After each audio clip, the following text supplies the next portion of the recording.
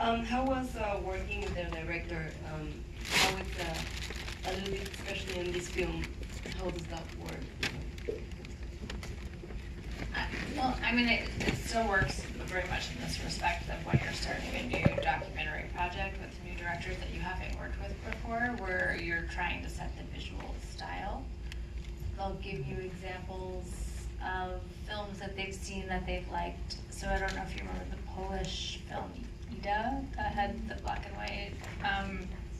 It won, I think, the narrative foreign film Oscar a couple years ago, and that was like a big inspiration for this project for Rachel at least. And they had been working on Norman Lear. There was a lot of experimentation with mirrors and reflections, and so there's a lot of conversations kind of around visual elements and how do you film something in a way that's different than things we had seen before, I guess, in documentaries. It's very notable difference in visuals.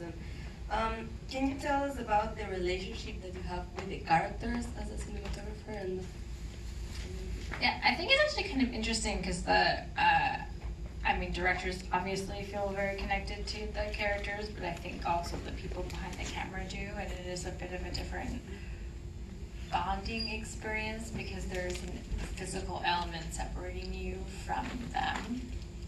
And I am still friends with all of the characters that are in this movie, and I also feel like there are many moments where like things were happening to them in their lives that are very intense, and so you are still a human being, right? And you feel an emotional attachment to the things that are happening in front of you, and I think that doesn't really quite matter whether there's a camera there or not. That you still feel a responsibility as a person. That it's still part of their experience. So I find that kind of goes across like multiple different projects. Yeah.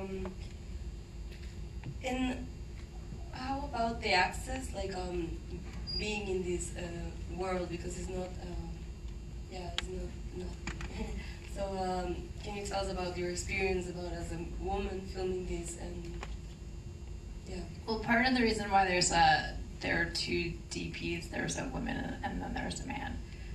There were things that I had access to that Alex probably would never have been allowed to have been able to get access to, and it worked both ways. So there were many times that there were things we were filming that I never would have given it away, or it wouldn't have worked. And so then you have a male in that respect, and so I think this was a project that was different for that reason, because you do have the ability to have a man and a woman being able to film certain scenes that you wouldn't have, if it had just been me, it might not have worked in our advantage. But then it happened, and having a woman there also was an advantage too.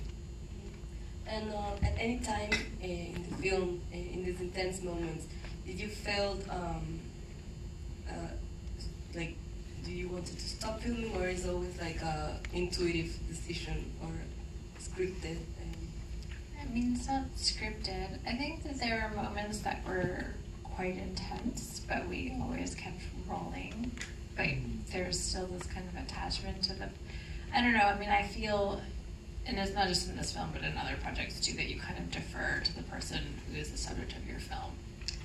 And there is always like unspoken rules if they're not comfortable with you filming, that they always have the ability to tell you to please put the camera down and to stop rolling. That everyone always usually we respect that. So they don't say that you keep rolling.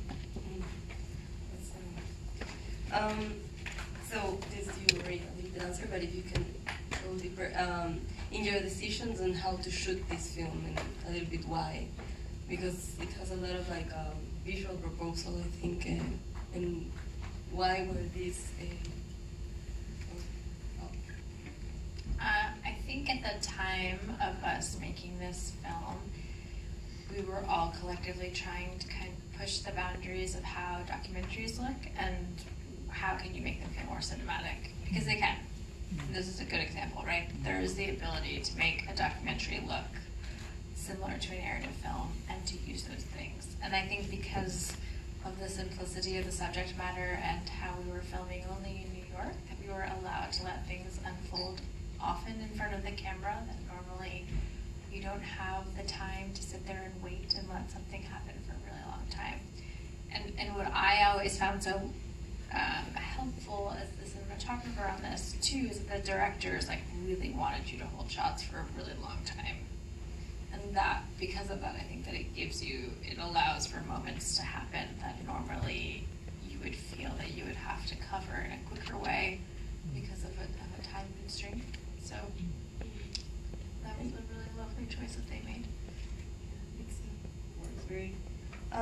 Do you think the gender in general, like for example, I know you did another film before as a director, photography, how in this film, like new challenges that you find like in every film, especially in this, at the time of filming and directing, that maybe can you tell like a challenge or something that you struggled during this process?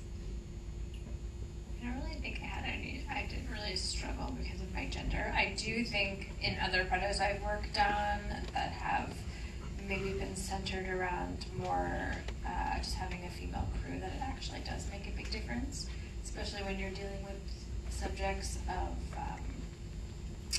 people who are victims of domestic violence or have some type of trauma, that it does make a big difference if there's a female behind the camera, and also just a mostly female-centered crew, that people do their nods and respond a little bit better, I think, to that. And can you tell us a little bit about how your experience at SVA helped you like until now and to like these kind of films and